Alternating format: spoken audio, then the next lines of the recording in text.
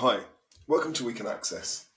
My name's David, and in this topic, in this chat, we're going to cover something that's might often be overlooked or people don't particularly want to talk about, and that's how different cultures and societies perceive and approach disability. I'm not going to be talking about a specific culture or society. The aim really behind this is to prompt you to think about what when you're talking to people, what perspective or perspectives they are coming from, because people can come from different perspectives. And because of the world that we're now part of, where it's connected via the internet, social media, radio, and there's basically lots of information flows, people potentially would be influenced from different areas. I acknowledge that I am and have been. And certainly from my own perspective, it's for me to understand what's going on and why things might have happened. And to, I suppose, place order in a disorderly world. But that's for me. So the areas that I'm going to cover are stereotypes, charity and pity, past life actions, spirits, and people being taken over by spirits or being seen to be, divine favour or dissatisfaction or disfavour, a gift from the gods or a gift from spirits, and a test. So let's cover stereotypes to start with. Well, what is a stereotype? Some people view disability in cultures from a stereotypical perspective. And that's really based upon people's knowledge and the information that's around them that they have access to and who they're influenced by. So, for example, if you look at autism or dyslexia, or I'm even going to go, and this may not appear to be linked to disability, but it is, cancer. If you look at the stereotypes that are around, that have been around, where were they influenced by? What knowledge were they influenced by? And it's from a stereotype perspective. I'm going to pick on cancer because this is an easy one for me. As a child, I knew a relative who had cancer, and it was terminal, and that was my knowledge of that particular subject area. Then, as if you've watched any of these former videos or are aware of We Can Access, then for example, in 2012, my daughter got diagnosed with a brain tumour, and immediately it was a case of, actually the stereotype was survive or not survive. But actually there's a grey area, and that grey area was survive and what happens if you survive or when you survive. And that grey area, and so my knowledge on the stereotype was, I say, survive or not survive. But I didn't know that there was the effects and late effects of the treatment, of the chemo, radio, and surgery. So when people are looking at the people with disabilities, they're coming along with preconceived ideas, their knowledge, their understanding based upon their knowledge. And this is why, in order to approach disability and support people who have got hidden and visible disabilities in their families, is to actually educate people as much as possible, find out the most up-to-date and current information to then overcome those stereotypes and actually get the raw facts on what the condition actually is. It might be complicated, it might be a slow process, but ultimately it comes down to information and knowledge sharing and getting the best information so people can actually understand what's going on. Then you've got the charity and pity model, so to speak, or how societies view people with disabilities as charity cases or pity cases. Now, this potentially could happen globally, and again, it's happened to to me and my family. When our daughter got diagnosed with a brain tumour within about a week and a half, a charity came along and offered us support, which was absolutely phenomenal. But in some ways, it felt like we were victims. We didn't have control, we didn't have control of the cancer, but we certainly weren't a charity case. We certainly needed support, but we didn't feel like we were victims. Then if you look at some people with disabilities, they're given charity. It's being done to them. We feel sorry for the person. When in fact, the person might not feel sorry. They might feel empowered. They might feel strong. They might use their disability, hidden or otherwise, as a strength. They might use it as a goal. They might feel that actually they have a disability and it's given them a purpose in life. So what you've got is you've actually potentially got friction between people who want to support them and are giving them support as a charity from pity, but the person who has the disability actually wants control, wants choice, and doesn't feel that they should be pitied at all. They don't feel that they should be that they are victims. And this is where I'm going to move ever so slightly to the social model of disability. And I'm not going to talk about it because I'm going to put a link to a video about the social and medical model of disability further up that you can watch, I think might be here. So it's worth looking and exploring on the social model and medical model of disability, because actually this links to charity and pity, where in fact society should change and there should be adaptations within society to enable people. I'm not going to cover this anymore. Then you've got past life and actions, or what somebody did in a past life. Some societies, some cultures, some religions believe in reincarnation, and they believe what's happening to a person right now has been influenced by what has been done in a past life. Now, again, in all honesty, in my 53 years, I also have explored and just researched when I was in my teens and 20s about past lives and read about this stuff. So in some ways I can relate to this a little bit about actually, is there a past life? Was there a past life? Do people leave past lives? And actually, have people been reincarnated? And why do people have a better life than others?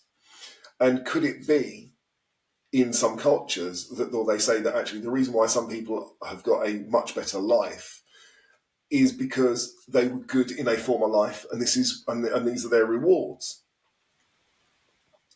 While people who have got disabilities or are having bad things done to them, they've done something bad in a past life. Now, in some religions and cultures, it's not just about a past life, it's also what people might have done in the past year or 2 years and 3 years, because what they might do is they might have a renewal every year or so and go, well, what did we do in last year? How can we be better? Actually, how can we improve? And what did we do in a previous year that might have made this year good or bad? So again, it comes down to past actions, past life, and that's the reason why people are disabled. But again, it's treating disability from a negative perspective. Now, let's look at then the spiritual phenomenon, and it's possibly some people have been taken over by a spirit or they've been possessed. Now, quite often, what happens is that might be seen when people are doing, or people might be perceived as being possessed when people are acting in a way that isn't perceived as normal for the society that they're in. For example, if somebody is having a fit on a floor or splurting out words or coming out with stuff that doesn't make any sense to the people around, it could be perceived that the person has been taken over by spirits and potentially by demons, and they might be possessed. From my understanding and conversations that I've had with people, it's not uncommon in some societies for people to see people who are either who have epilepsy or Tourette's as being taken over by spirits. And that's because, and it comes down to stereotypes and education, that's because people might not understand that the person who's having that fit or has Tourette's actually has have Tourette's and epilepsy. And I'm only I'm only choosing to refer to these two because these are the ones that come to mind. Again, that comes down to education. And I'm not saying that the spirits don't exist. I'm simply saying that actually it's worth educating people around hidden and visible disabilities. And it's a case of people understanding that people's actions might be perceived incorrectly, and it's understanding that context. So it's about education. Then let's look at divine favour or disfavour.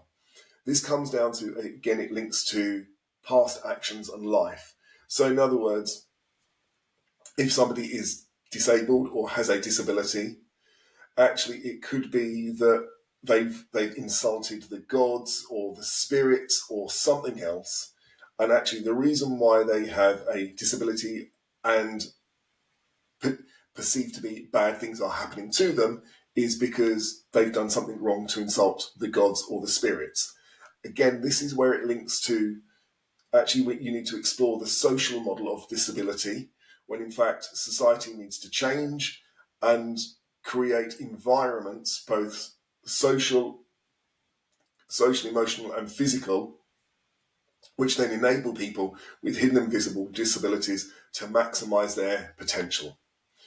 Then you've got the other one, which is it's a gift from God or spirits, where actually the disability is seen to be a gift.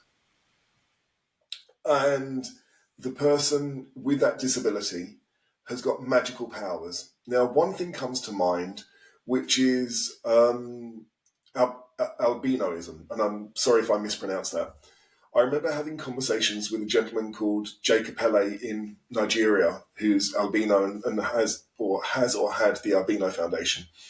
And he was telling me how albinos are, or people with albinoism, I think I've got that right, are viewed as magical. And actually, they are, again, essentially they're killed for their magical spiritual property. And he was telling me where there were people, say, involved in getting people, finding people who were albino, killing them and selling off their body parts because they considered them to have some form of magical powers. Then you've got the other one, which is a test. And actually, again, having spoken to people as well, where families or people with disabilities are viewed as the reason why you have a disability, or the person has some form of disability, it's a test to see how you're performing in this life, so that potentially when people pass away, they will go to a higher purpose, higher life, reach a higher social status, reach a higher spiritual level.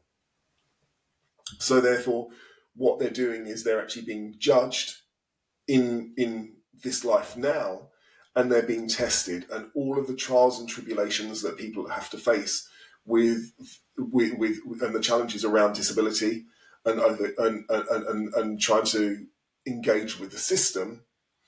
It's a test to see if people are performing that test. So I say when they pass away, they would have passed or failed that test, and they might reach a higher or lower social status or spiritual status or spiritual space or being in once they pass away. This is actually quite a highly complicated subject, and all I've done is just touched upon it. What I really want you to do, and this is a call to action. It's when you're with people, when you're talking to people, when you're in a room, it's worth looking around and wondering, actually, what's their perspective? Where are they? What's their influence on disability? What's from a cultural and personal perspective? How do they see disability? It's not just the medical model and social model. Again, there'll be a link somewhere here to the medical and social model. But actually, how do people see disability? Because that would that influences the way people interact. That influences the way people will converse and engage in conversations. And having worked in special needs schools, if you're not aware of what else I do, what else I'm currently doing, I'm also a senior lecturer of special needs, and I've taught over, I don't know, it's about 200 people on their master's dissertations globally, and I was part of a team reviewing and rewriting the inclusive education policy for Nigeria, and I've done work globally. So I've seen people view disability from a very different perspective. I've also been in a hospital with my daughter on numerous occasions and in wards with people whose children have had cancer and different types of cancers. And irrespective of creed, colour, religion, language, or anything else, what you need to bear in mind is, from what I've seen, people are people at the end of the day. They're trying to understand what's going on in the world. They're trying to make sense of what's happening to them and their families. And they're potentially looking for answers and solutions.